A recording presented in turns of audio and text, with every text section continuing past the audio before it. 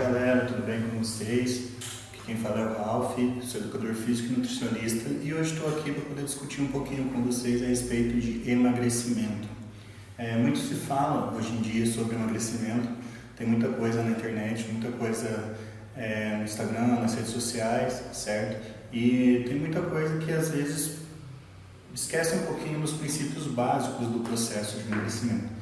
E a proposta de hoje é essa, desmistificar um pouco o processo. Se vocês quiserem ficar por dentro de mais informações, se tiver dúvidas ou sugestões, podem me procurar. Eu deixo meu contato e no Instagram, na página do Facebook, é tudo @edfnutri Ralph Maxwell. Bom, então vamos lá. Qual que é a diferença entre processo de emagrecimento e perda de peso?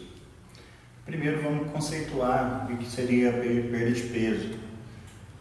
Perda de peso nada mais é do que ter um valor menor na balança. Então, quando a gente fala em perda de peso, se você estava com 90 quilos, depois de um certo tempo foi pesar de novo, estava com 85 quilos, porém não se preocupou com qual foi a perda de peso, qual foi o tecido que você mais perdeu. Então, independente se a perda foi de tecido gorduroso, se foi por perda de líquidos, perda de tecido muscular, a perda de peso, ela não diferencia esses tipos de tecido, certo? Então muita gente fala, eu quero perder peso, quero emagrecer, só que não sabe conceituar qual que é a diferença entre emagrecer e perder peso. Então perda de peso é simplesmente isso.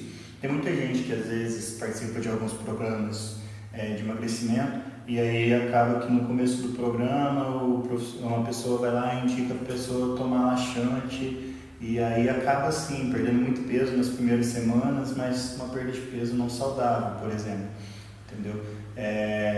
E aí, e o emagrecimento? O que caracteriza principalmente o emagrecimento? É a perda de percentual de gordura, perda de tecido gorduroso, tecido adiposo, certo? E, por outro lado, o aumento do tecido muscular. Então, quando você tem a associação da perda de peso com o aumento do tecido muscular, da quantidade de músculo corporal, você caracteriza um processo de emagrecimento, certo? É um processo também de definição corporal, definição muscular.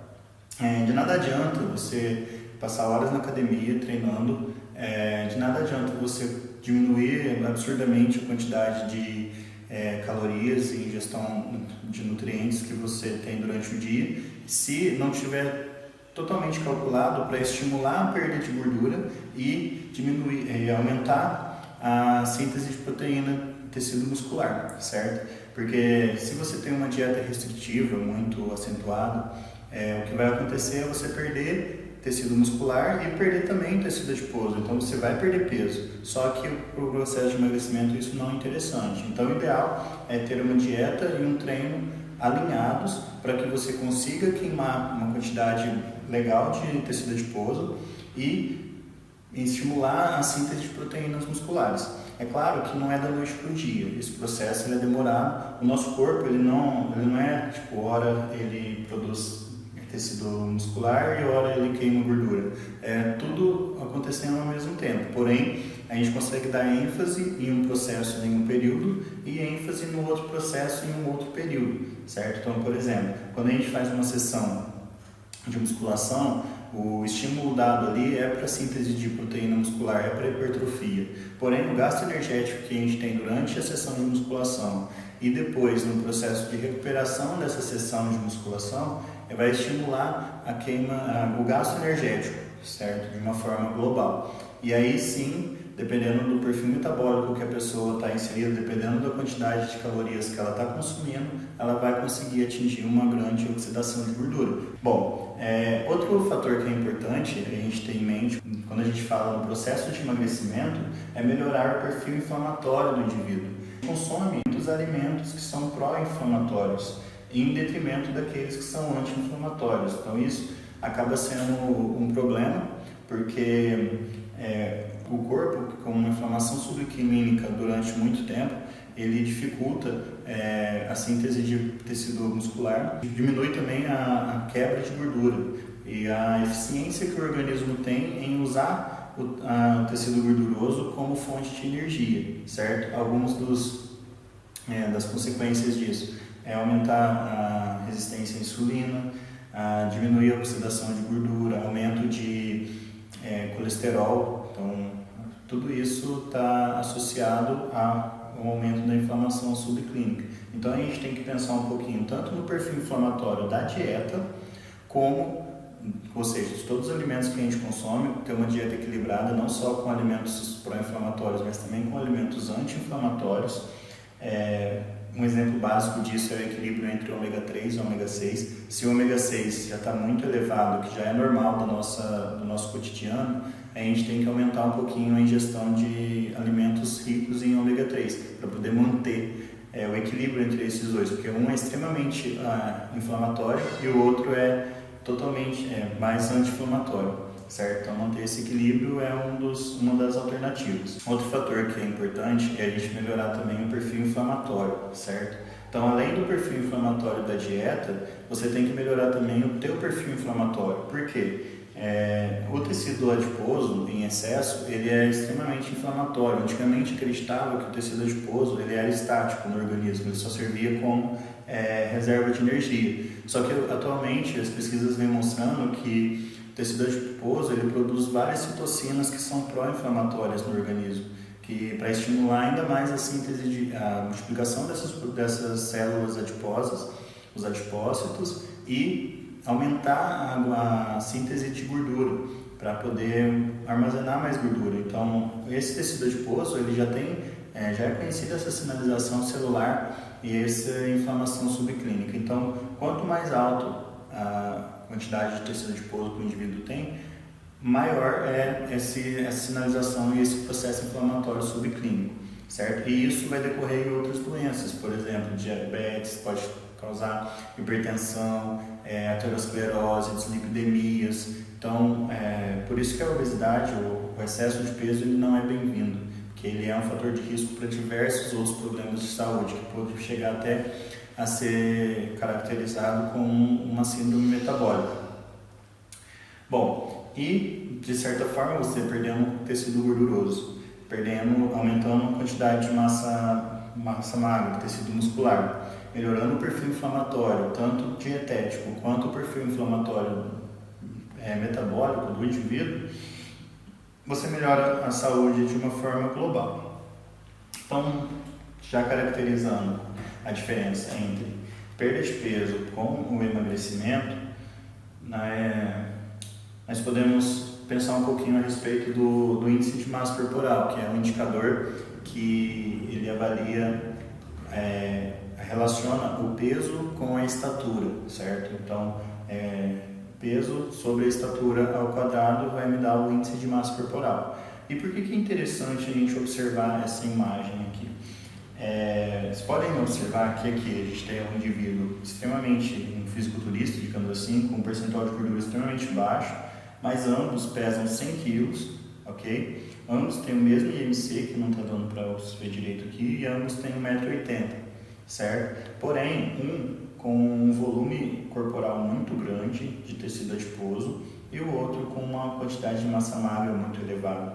Então, o que caracteriza então o processo de emagrecimento? Ali a gente falou sobre o percentual de gordura, o tecido muscular, que nada mais é do que a composição corporal. Então, do que nosso corpo é composto? Como que a gente estimula o corpo ser composto mais por proteínas de músculos do que de tecido adiposo e de gordura? O que vai determinar isso não é só a dieta, gente. Porque tem gente que acredita que para emagrecer precisa só fechar a boca. Todo mundo já deve ter ouvido falar disso. E não é por aí. Se você está comendo abaixo da quantidade que teu corpo precisa, você vai ficar em déficit calórico sim. Porém, se você não tem um estímulo para poder aumentar a quantidade de massa magra, o teu corpo ele vai metabolizar o tecido muscular para utilizar como fonte de energia muitas vezes. Porque se você abaixa a quantidade que você está ingerindo, não tem glicose na corrente sanguínea para poder suprir as necessidades dos tecidos dependentes de glicose. O que o corpo faz? Ele quebra o tecido muscular para utilizar aqueles aminoácidos que são gliconeogênicos. Então, pega esses aminoácidos, o esqueleto carbônico para poder formar a glicose, para poder manter a glicemia. Então, nem sempre apenas diminuir a ingestão calórica é suficiente para ter um emagrecimento de forma efetiva. Você vai perder peso sim, você pode até emagrecer, até queimar muita gordura, apenas fazendo dieta, porém não vai ser de qualidade, digamos assim. Você não consegue um resultado tão satisfatório como associando a dieta com o treinamento físico, principalmente, que os estudos já vêm mostrando, que é o treinamento de força, que mantém o emagrecimento a longo prazo. Então aqui, só para exemplificar, é isso que eu acabei de comentar. Então, o indivíduo que treina, que faz o treino de força, musculação, calistenia, o indivíduo ele tem uma predisposição não só para queimar gordura, mas também ele tem um estímulo da síntese de tecido muscular, para poder aumentar o volume muscular. E por que é importante proteger o tecido muscular? Com o passar do tempo, depois dos 30 anos, o nosso corpo fisiologicamente já diminui a quantidade de tecido muscular. E aí, no decorrer da vida, do envelhecimento, esse processo já vai diminuindo ainda mais. Então, diminui a síntese de proteína e ainda perde muita proteína muscular. E isso, a longo prazo, pode vir a acarretar em uma osteopenia, osteoporose, né? E outro motivo é que o tecido muscular ele é um tecido extremamente metabolicamente ativo no organismo. Ele gasta muita energia para se manter. Então, você estimulando a aumentar essa quantidade de músculos no seu corpo, você vai conseguir um gasto energético maior a longo prazo. Então, vamos supor que você tenha 1 kg de gordura e 1 kg de músculo. O músculo ele gasta muito mais energia do que o tecido adiposo, a gordura. Então, se você está no processo de emagrecimento, você conseguiu eliminar ali, vamos supor, 1 kg de gordura e conseguiu aumentar, vamos supor, 1 kg de músculos no seu corpo, a longo prazo esse 1 kg de músculo vai fazer total diferença no gasto energético diário, sem contar que uma rotina de treino ativa com exercícios de força, você vai gastar não só durante o exercício com esse músculo extra que você produziu, mas também para poder manter esse músculo durante o dia a dia. Sem contar que o exercício também ele é extremamente anti-inflamatório. Digamos que a sessão em si ela é pró-inflamatória, ela produz algumas interleucinas que são inflamatórias, porém a longo prazo ele tem um efeito anti-inflamatório no nosso organismo. Então, associando tudo isso, você tem um processo de emagrecimento mais saudável, certo? Então, depois de ter dito tudo isso, a gente pode chegar à conclusão que a gente pode sim emagrecer sem perder peso.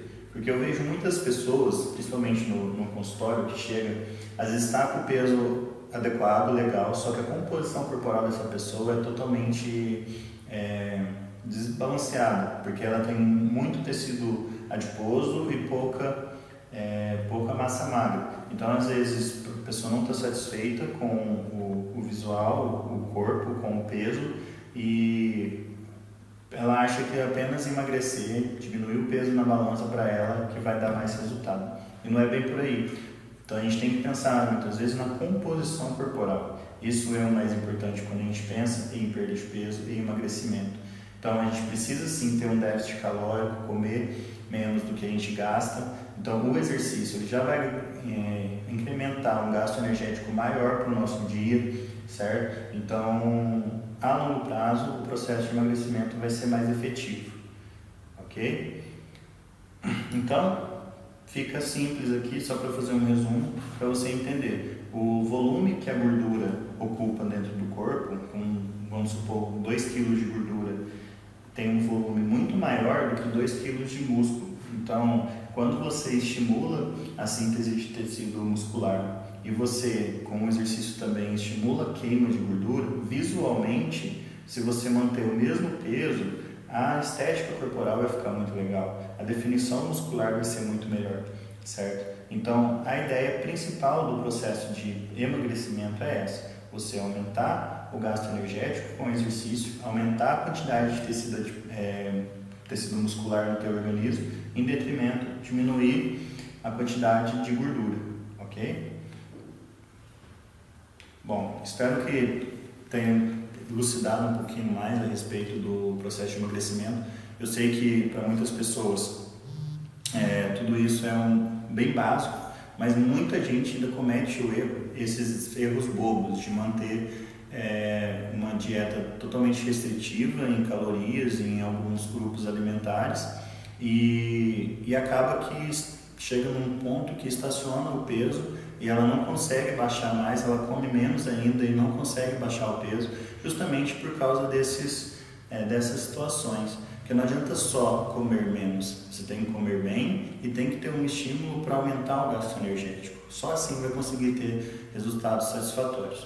Muito obrigado e até a próxima. Se tiverem dúvidas, pode deixar aqui embaixo um comentário ou podem me chamar nas redes sociais, que a gente pode estar discutindo e tirando as próximas dúvidas, ok? Muito obrigado.